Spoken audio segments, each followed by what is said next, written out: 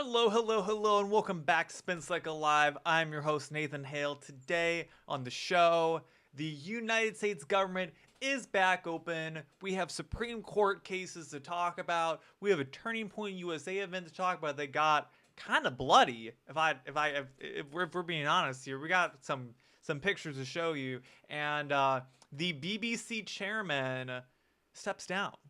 All that and more today on Spin Cycle Live. Well, folks, today is November 11th, 2025, and boy, oh boy, has this year, this month just flown by. We have done so much winning. We have even more winning to talk about today, starting right off the bat with the government is back open. So, if you haven't heard, the government has been shut down for 41 days now, the impacts of which most of us have not even felt. I have not felt any impacts from the government being closed whatsoever. I would say, if we're being perfectly honest, the only people who have felt the impacts of the government being closed are government employees, as well as people who try to get on an airplane. You might have had some delays. But other than that, we really didn't know. I'm sure there's people living in our country right now who had no idea the government was even closed. No clue, right? So, the Senate Democrats have finally caved, and they've agreed to a deal. So Senate ends 41-day government shutdown stalemate, sends bipartisan deal to the House. The shutdown stalemate that has dragged on in the Senate officially ended late Monday night, and it places Congress on a path to reopen the government later this week. Senators advanced a bipartisan funding package to end the government shutdown after a group of Senate Democrats broke from their colleagues and joined Republicans in their bid to reopen the government. Those same 8 Senate Democrat caucus members struck with Republicans and provided the crucial votes needed to send the package to the House. The votes went deep into Monday night on the shutdown's 41st day and resulted in an updated continuing resolution being combated with a trio of spending bills in a mini-bus package that is now headed to the House.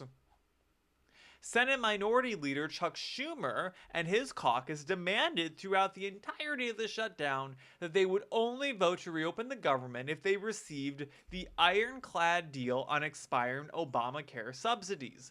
But that deal, or at least the one that Democrats wanted, never materialized. Instead, 8 Senate Democrats took the offer that Senate Majority Leader John Thune has made since the beginning: a guarantee to vote on legislation that would deal with the subsidies.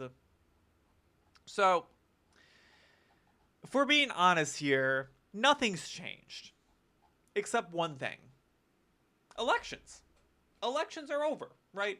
Elections ended, and, there's nothing for the Democrats to complain about anymore.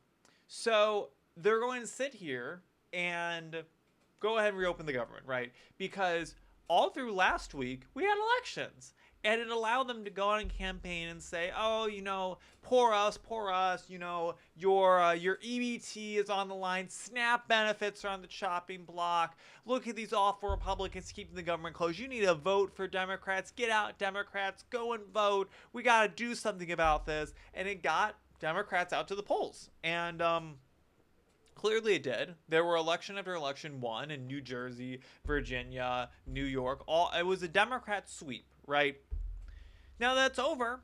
They have no reason to be complaining about this anymore, right? Because there's only so long that people are going to deal with knowing that the government is shut down without putting 2 and 2 together. That's actually the Schumer shutdown and not the Republican shutdown. So it just goes to show you that Democrats will sit here and complain about people's entitlements being taken away, them not being able to get fed. They will toy with people's livelihoods and their lifestyles, and then complain that they're not, in fact, actually doing that, right? Democrats will sit here all day and dangle the SNAP carrot in front of everyone. They will dangle with people's literal food and blame it on the other side for doing it. Because anyone with any sense of a brain would know that this was not the Democrat shutdown, right? As we've been talking about on the show ever since the beginning, this is the Democrat shutdown. Or it's not the Republican shutdown, it's the Democrat shutdown, excuse me. And you need 60 votes to get this thing passed. And they got the 60 votes. So it's just wild to me that now we're just going to completely ignore this, right? Because we're going into the next year. I guarantee you, literally a couple weeks from now, we're all going to entirely forget that the Democrats shut the government down for 41 days because they wanted Obamacare subsidies that, in fact, they were always going to get to vote on in the end. Blows my mind. And it just goes to show that media is really designed to benefit the left, in that they will just ignore that this happened. This should be a front page story until next year, until elections next year, that the Democrats kept the government shutdown for 41 days. They toyed with people's food, they toyed with people's livelihood, they toyed with people's money, they toyed with airport safety, they toyed with all of this just so they could get their way. And they didn't even get their way in the end because they knew it was unreasonable, because they knew the Republicans would never agree to it. It just blows my mind. Absolutely disgusting. All right, let's go and move on. So the Supreme Court is going to be taking on a new case. So the Supreme Court takes on major mail-in ballot case. Among the Supreme Court's orders this morning was one very big election law case, Watson versus Republican National Committee, an appeal by Mississippi and its strange bedfellows among Democrats and progressives from a Fifth Circuit decision ruling that ballots cast by Election Day but arriving after that day may not be counted in congressional elections because Congress has not set a national election day. There is, of course, an intermediate position, which is that it violates federal law to count ballots without evidence that they were cast before the election. But this presents challenges to finalizing elections without a firm deadline. In any event, it is a positive development that the court aims to settle the question. As I noted last month, the court's decision in the pending case of Bost v. Illinois Board of Elections addresses who has standing to sue in cases challenging state ballot receipt deadlines, but won't resolve the question on the merits. Watson should. Here's the deal. I am not outright opposed to having mail-in ballot. I get it. There are instances where you need to have one. For example, I was in another city for college. I could not vote in my county of residence, right? I live 4 hours away from my county. I would have had to got in a car and driven 4 hours in the middle of the week to go and vote, and then driven 4 hours back the same day so I wouldn't miss any classes. It's just not logistically possible for me to do that. So I was able to get mail-in ballot from my county to be able to vote in the 2024 election, which is the first presidential election I was able to vote in. Service members who are overseas, right? They need to have a way to be able to vote. I am not in favor of getting rid of mail-in balloting outright. There are instances where you need to have it.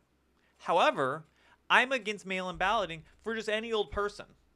If you're someone who's living in your county, in your precinct, and you can easily make it to be able to vote in the election that day, you should do it that day. I'm in favor of making Election Day a federal holiday so people have the day off of work. I'm totally for that, right? I'm for making it easier for people to get to the ballot box, aside from sending a ballot to their house. Because here's my issue. Here's my issue when you send ballots to people's houses.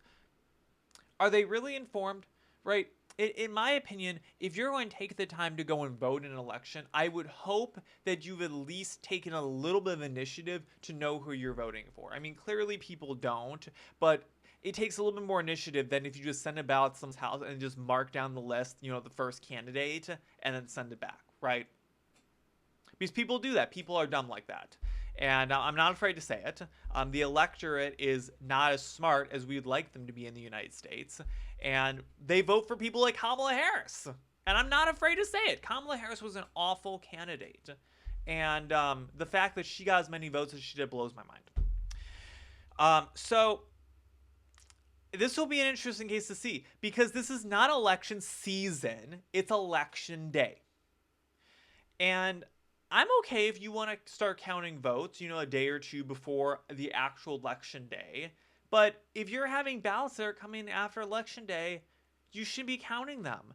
And by the way, if you request a mail-in ballot, you're getting it weeks in advance. There's no reason why you should be sending that ballot in on election day or literally a day or two before election day. It should be in well in advance. When I got my mail-in ballot through my county, I believe that I requested it.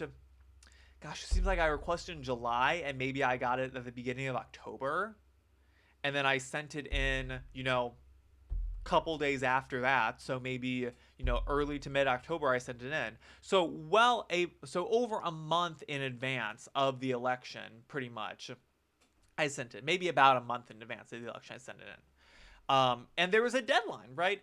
The deadline was you had to request it by X day or else you weren't going to get one. And then you had until X day to send it in so that they had enough time to collect them, submit them, and process it for the election. This is not election season, it's election day. Ballots should not be counted after election day. I don't want to hear any of this, oh, if it was postmarked on election day. No. If it's not received by election day, it has no business being counted. We cannot have elections that go on day after day after day as they did in 2020. It's insane. It's insane. And even in states that do have a lot of mail-in balloting, for instance, in Florida, they still get all their elections done overnight. We have results that evening. Florida was one of the first states that was called in 2024. They got their elections done so fast. I mean, they were done with the count by, it seems like midnight, maybe before that. I'm not entirely sure. It's all a little foggy for me, but this will be an interesting case to see. And I hope that we have a good ruling from this that puts some more stringent guidelines on mail-in balloting. So we'll see how that goes. All right. So I got video to play for you all. So this is from a Turning Point USA event. This took place at UC Berkeley. Guess this was Monday night, possibly? So let's go and take a look at this video, and we'll talk about it. So I just got to the Charlie Kirk event, and there's literally so many unhinged people here already. Like, look at this. Look. This is the liberals do. Right, go behind us.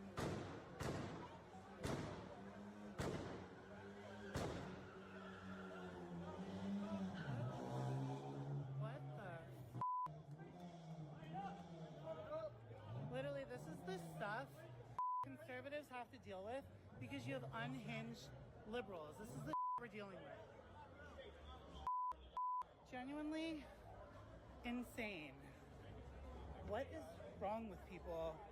This is genuinely insane.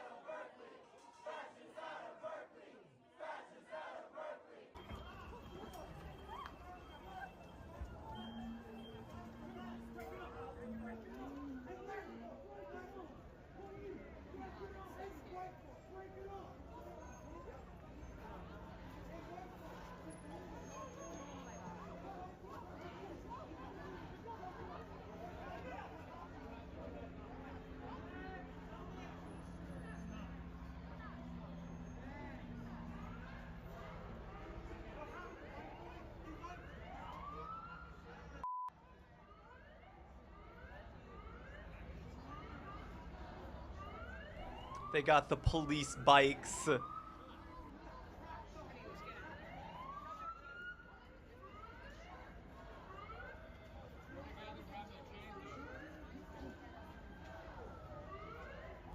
Look at this guy. He got all beat up.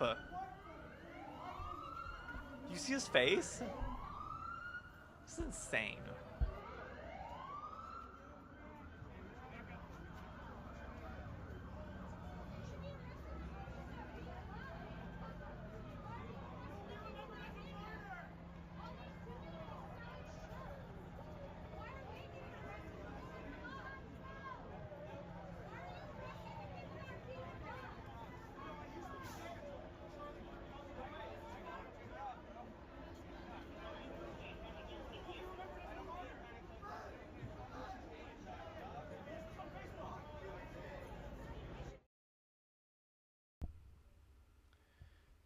So we'll have some other pictures to show, but so here's the guy who was arrested right here. So a protester is detained prior to a Turning Point USA event at UC Berkeley on Monday, November 10th. So this is the guy that we just saw, bloodied up. So violent Antifa thugs stormed a sold-out event for Charlie Kirk's Turning Point USA at the University of California, Berkeley, organizers said, with camouflage-clad protesters clashing with cops and attendees, leaving some covered in blood. Turning Point USA leaders quickly blamed the bloody violence on anti-fascist aggregators as footage showed demonstrators trying to break through police barricades after the campus event for the group was kicked off late Monday. Quote, right now at our Turning Point USA campus tour stop at UC Berkeley, Antifa is breaking through police barricades and threatening our event attendees, Turning Point USA Chief of Staff Mikey McCoy said on X. As the violence erupted, one disturbing clip shot by Fox News shows a man in a red Freedom t-shirt with blood gushing from his face. Police were spotted pulling him and another man apart as anti-Turning Point protesters, including some supporting Kiflas, tried to intervene. At least 2 people had already been arrested, including one for battery, before the event got underway, police said. Look at these people. Ugh. It's just disgusting. Look at these photographs. So here's a couple of people getting out of the way. It's just insane that we have to deal with this. And by the way, thank God for that gay conservative dude for recording this event for us. You gotta thank the gays for always being the first on the scene and getting right in there with the footage. So I don't know who that guy was, but I love him. I want to follow him online. So as night fell, footage captured demonstrators chanting loudly outside as cops clad in riot gear formed a barricade and blocked them from getting closer to the event. At one point, a sign carrying male protester could be seen being dragged away by officers after refusing to move back. Despite the chaotic scenes outside, organizers said that the hour-long event, hosted by actor and comedian Rob Schneider, went off without a hitch. Quote, despite Antifa thugs being blocking our campus tour stop with tear gas, fireworks, and glass bottles, we had a packed house in the heat of deep blue UC Berkeley, Turning Point USA spokesperson Andrew Clovet said. So here's some other photos for you. Here are some of these demonstrators. You got the furries who showed up, which, by the way, whatever side the furries are on is not the side that I want to be on. I don't know. I've never understood what the deal with the whole furry thing is, other than some sort of weird sexual fetish. But I'm not here for it. So let me see if I can read what some of these signs say. So if you don't like being called a fascist, stop acting fascist. No time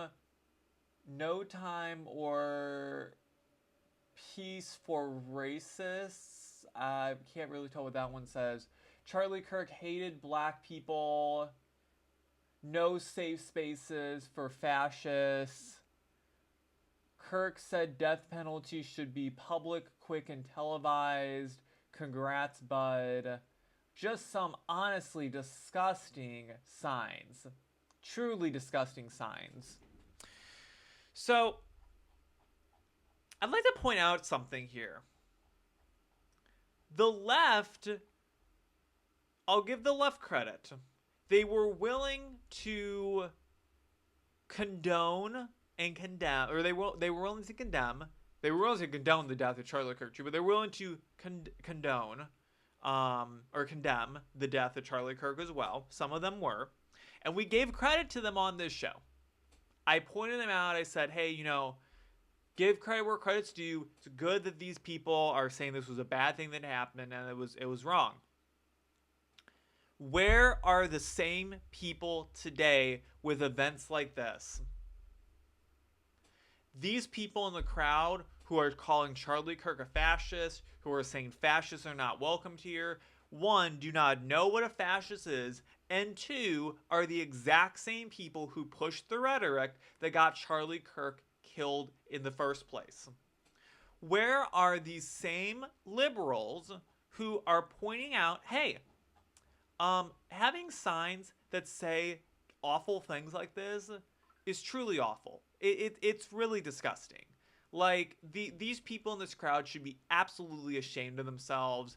If you are the parents of these people in this crowd, I hope you're disappointed in your children for what they're doing. Because this is honestly the worst use of time you could possibly have. You're showing up to a Turning Point event that's not even a debate. It's literally a closed-door event with a couple of conservatives. And you're the ones who are protesting this and making a huge scene and absolutely spitting on the grave of a man who is truly a good man in the world. You can disagree with him on policy. However, it's so easily fact-checkable. These people who are so into the fact check, right? Charlie Kirk hated black people. It's so easy to disprove these things. I don't even have to try. It's so easy to find evidence to the contrary of all of that.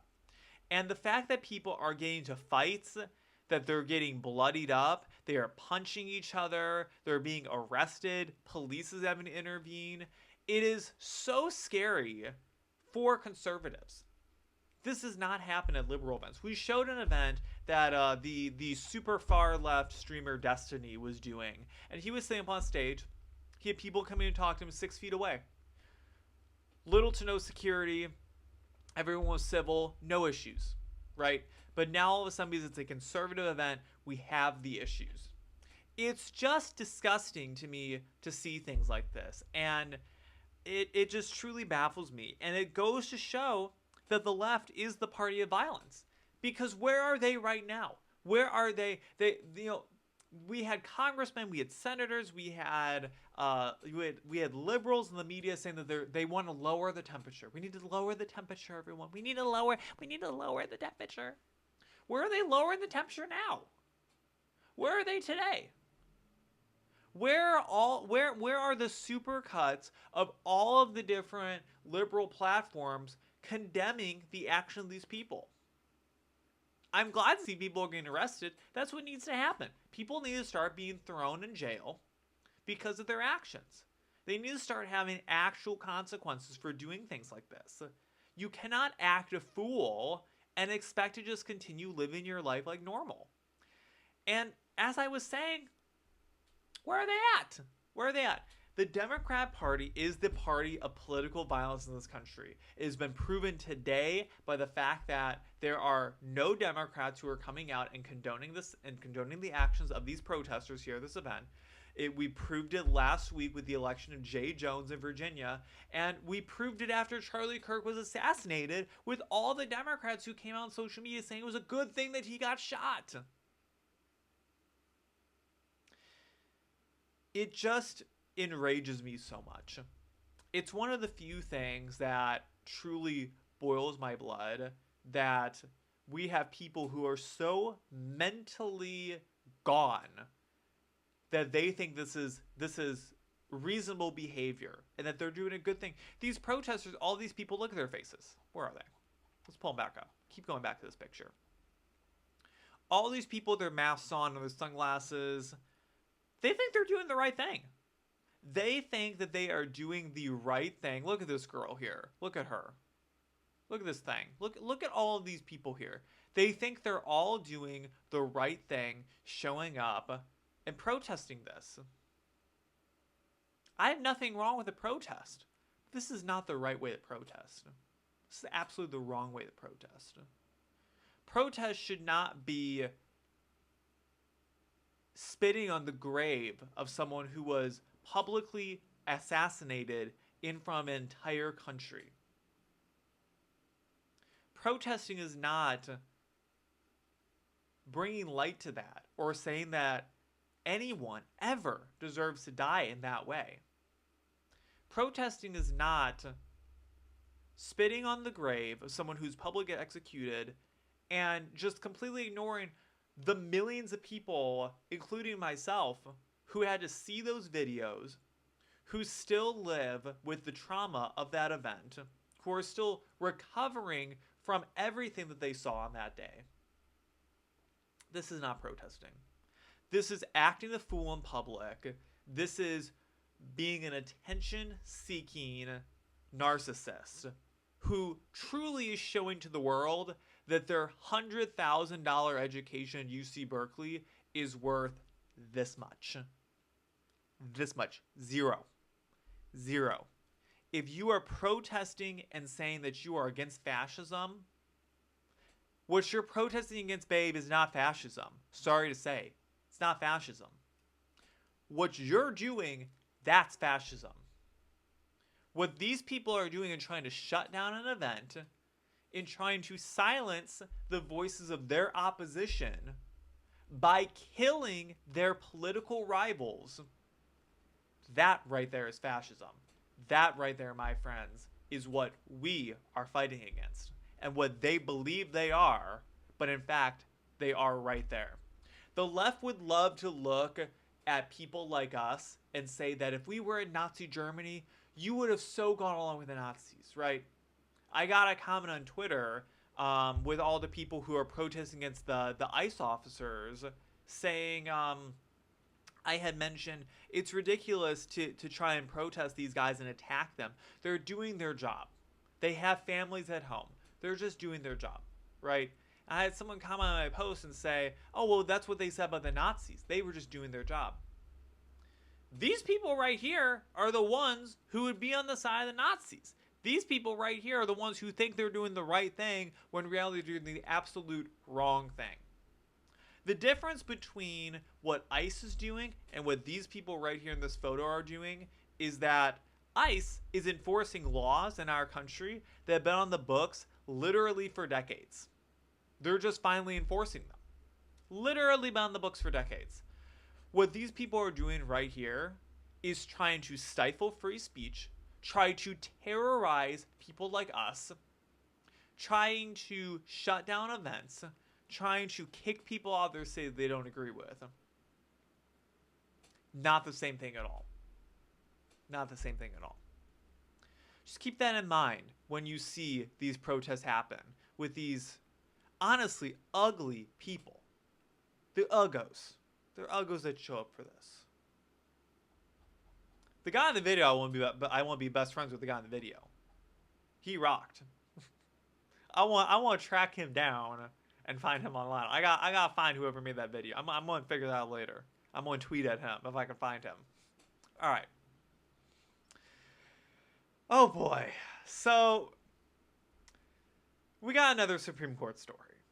So this is an interesting one. So I think that we talked about this, I don't know, maybe a few months ago that it was possible that the Supreme Court was going to hear a review to gay marriage coming up this year. And I sat here in this chair, or I sat here in Twitter, I forget where it was. You know, what I tweet online, what I said in the show, merged together so much sometimes. But I sat here and I said, really not concerned about this. I really feel that gay marriage is a closed issue in this country. And even if the Supreme Court chooses to hear this case, I doubt that they're going to rule in the favor of overthrowing gay marriage rights. Genuinely felt that way. I was not concerned at all, not one bit. And I was right. The left sat here and told me that my marriage rights were going to be overthrown. The Republicans were coming for me. They told me pre-Donald Trump that he was going to have Project 2025, throw the gays in the gay conversion camps. Where are the gay conversion camps, by the way? I'm still waiting for them.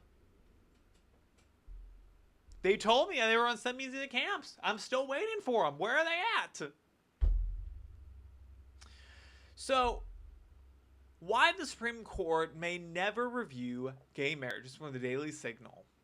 So the Supreme Court declined Monday to hear a former Kentucky county clerk's case that could have potentially changed the 2015 decision Obergefell v. Hodges. I can never pronounce it. It's such a mouthful for me. Which nationalized same-sex marriage. Quote, this was not completely predictable. Thomas Jippings, a senior legal fellow at the Heritage Foundation, told the Daily Signal, quote, it was not the right case to raise the issue of the constitutionality of gay marriage. Kim Davis, the former Rowan County clerk, had refused to issue a marriage license to a same-sex couple. The couple sued, and a lower court ruled against Davis, awarding the couple $100,000 in emotional damage and another $260,000 in attorney's fees. Davis asked the Supreme Court to consider her case in August. She claimed the lower court ruling violated her right to the free exercise of religion as protected by the First Amendment. The First Amendment protects her from her personal liability for the denial of marriage licenses, she argued. Davis's petition also condemned the Obergefell decision as a legal fiction. The Supreme Court did not explain its decision not to consider her case. Davis gained national attention in 2015 after she was jailed for 6 days for refusing to sign off on a marriage license for a gay couple. Jippings, the heritage scholar, told the Daily Signal that it is unlikely a case would come forward to challenge same-sex marriage. If such a case arose, it would do so at the state level, similar to the Dobbs v. Jackson Women's Health Organization case that overturned Roe v. Wade's abortion decision. No state is trying to ban gay marriage, and there has been a significant shift in public opinion on the issue, Jippings explained. Further, in 2022, Congress passed and President Joe Biden signed the Respect for Marriage Act, which largely codified Obergefell. So let's talk about this for a moment. Like I said, I was not concerned. I was not concerned about this. And I just gotta say, to all the folks out there on the internet who are in favor of overthrowing gay marriage, y'all think about gay people way more than I think about gay people. And I'm one of them. I swear, I've seen your Twitter feeds. It's filled with just hating on gay people all day. That's all you tweet. I honestly can't remember the last time that I tweeted about anything that had to do with gay rights or with anything of that subject. But y'all are heard tweeting about it every single day. The few of you, the 5 of you on Twitter who are tweeting about it. So, let me also explain something. Frankly, I don't believe that your views of your religion or what you think of gay marriage literally has anything to do with the government issuing marriage licenses. I actually don't think that the government should be involved at all with issuing marriage licenses.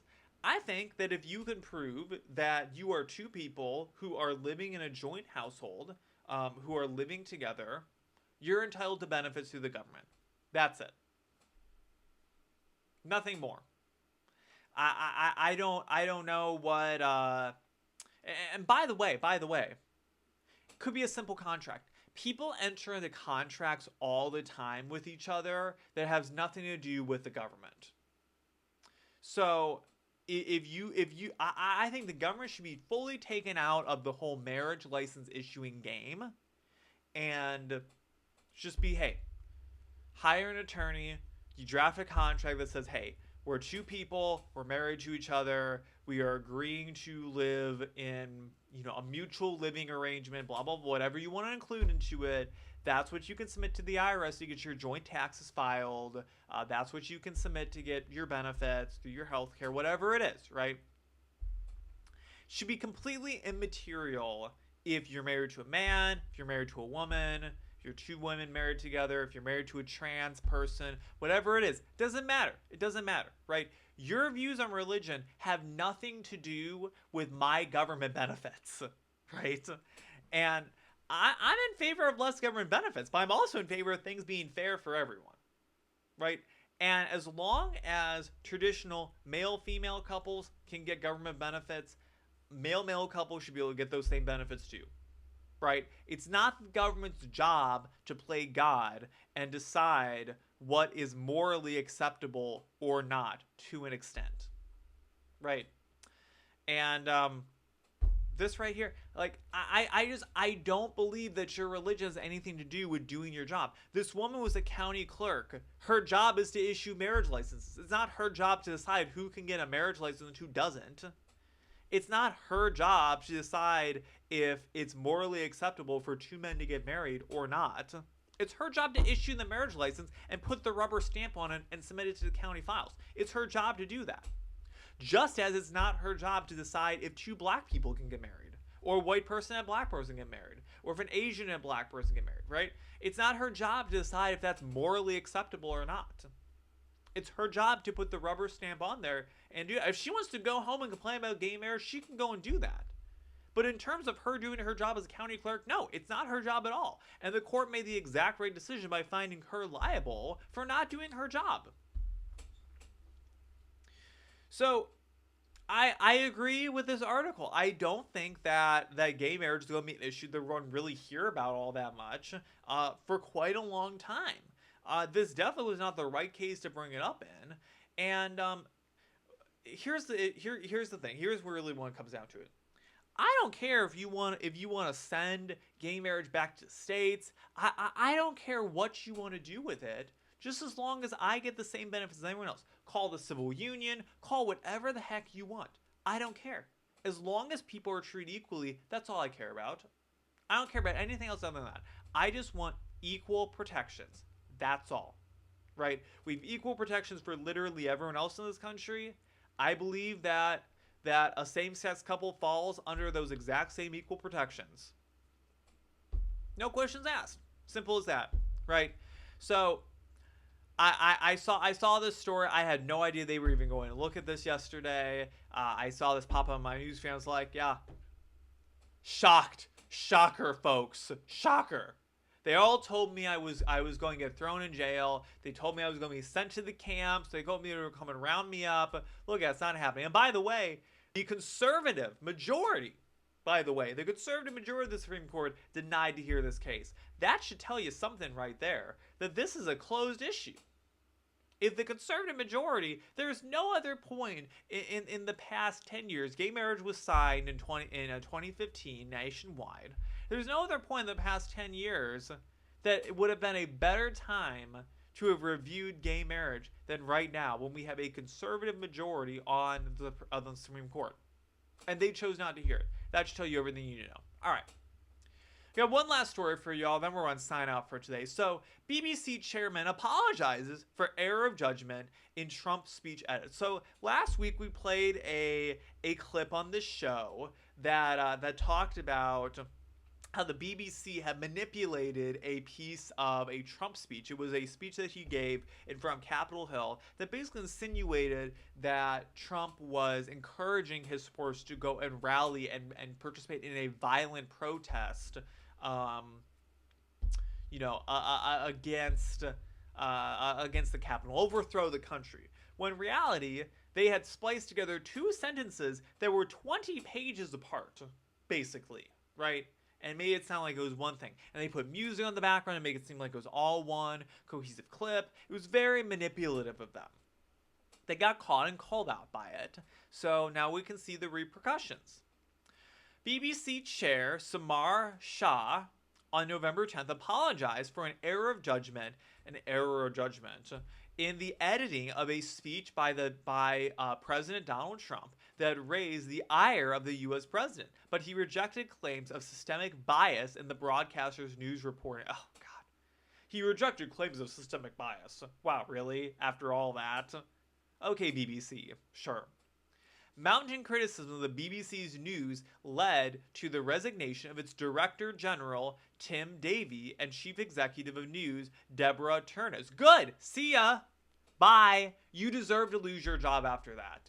Right? Manipulating the speech of a foreign president, by the way, the president of the most powerful country in the world, to make it seem like that he was a dictator. Yeah, you deserve to lose your job because of that. Good. See ya. Sayonara. Bye. On November 9th, following the leaking of an internal report that raised concerns about its coverage, Mr. Shah said the edit of a Trump speech in a program broadcast shortly before the November 2024 U.S. presidential election was misleading and should have been handled more carefully. Shortly after he issued the apology, BBC News reported that President Trump had threatened the corporation with legal action over the edit. Mr. Shah said the broadcaster was considering how to respond. Yeah. I would issue legal action over that too. That's a pretty terrible thing that you made the man seem like he was saying, insinuating that he wanted to overthrow the government. The Panorama program spliced together two separate excerpts from one of the president's speeches, creating the impression that he was inciting the January 6, 2021 riot, when in reality, he certainly was not. Mr. Shah said the BBC accepted that the way the speech was edited did, quote, give the impression of a direct call for violent action. You don't say. The BBC would like to apologize for the error of judgment, he said in a letter to lawmakers. Okay, well, you gotta give credit where credit's due. I'm glad some people got fired for this. I'm glad there was an apology stated. I'm glad there was a resolution, right? Not much more I can ask for at this point. So I'm glad that they have admitted that they were wrong for this. I don't buy for a second the whole claims of, oh, we don't have systemic bias in the BBC. So, you know. But that's all I gotta say, folks. I'm like I said, I'm glad we had a resolution, but maybe a little too late. Who knows? But thank you so much for watching. I appreciate it so much. Make sure you tune in on Thursday, 6 p.m. for our next episode of this awesome, wonderful show. I will see you all very, very soon. Make sure to follow me on all the social media platforms, scrolling across the screen at the bottom. Like, comment, subscribe, turn the notification bell if you're on YouTube so you never miss another episode of Spin Cycle Live. And yeah, with that, I'll see you all again next week. Tweet at me. Let me know what you like. Let me know what you don't like. If there's anything you want me to cover on the show, send it to me in a DM. I'd love to hear from you all. I love you all so much. My heart goes out to every single one of you. Have a great week. Enjoy your Veterans Day today. And with that, I've been Nathan Hale. This has been Spin Cycle Live. I'll see you in the next one. Bye.